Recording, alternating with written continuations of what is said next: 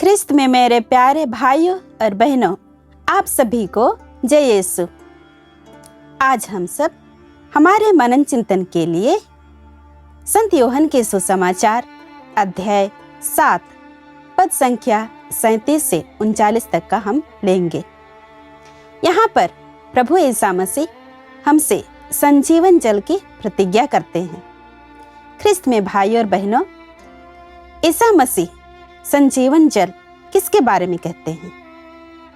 ईसा मसीह पवित्र आत्मा के बारे में हमसे बात करते हैं।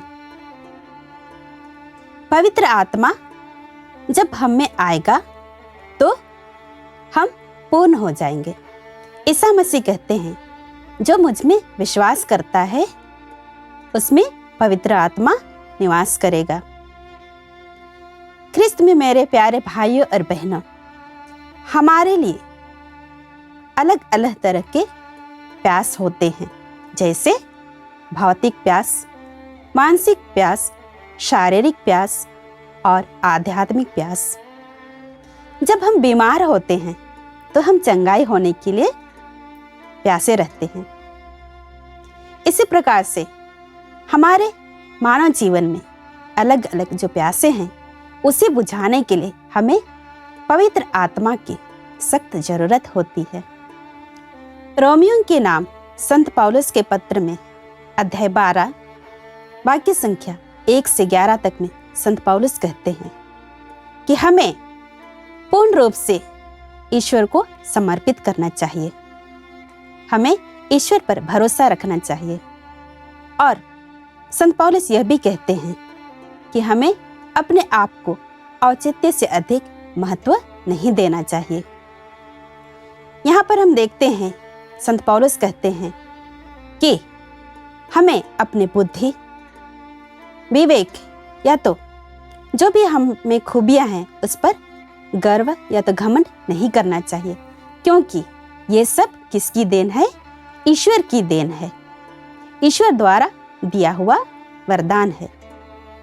इसलिए हमें अपने आप को ज्यादा महत्व नहीं देना चाहिए, लेकिन इन सब का उपयोग हमें ईश्वर की महिमा के लिए करना चाहिए। संत पौलुस के पत्र द्वारा हम यह भी जानते हैं कि हम संसार के अनुकूल जीवन नहीं बिताएं, परंतु उसे छोड़कर हमें अपने आप को ईश्वर को समर्पित करते हुए एक पवित्रता का जीवन बिताना चाहिए।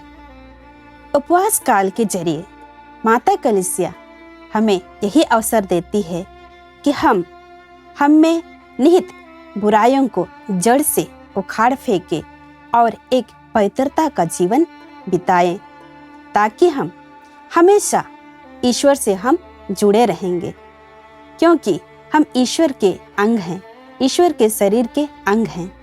इसलिए आइए हम इस उपवास काल में ईश्वर से प्रार्थना करें कि वे हमें पवित्र आत्मा से भर दें और हम पवित्र आत्मा से संचालित होकर ईश्वर की महिमा के लिए जो कार्य हमें समर्पित किए हैं वो उसे हम अच्छी तरह से निभाएं।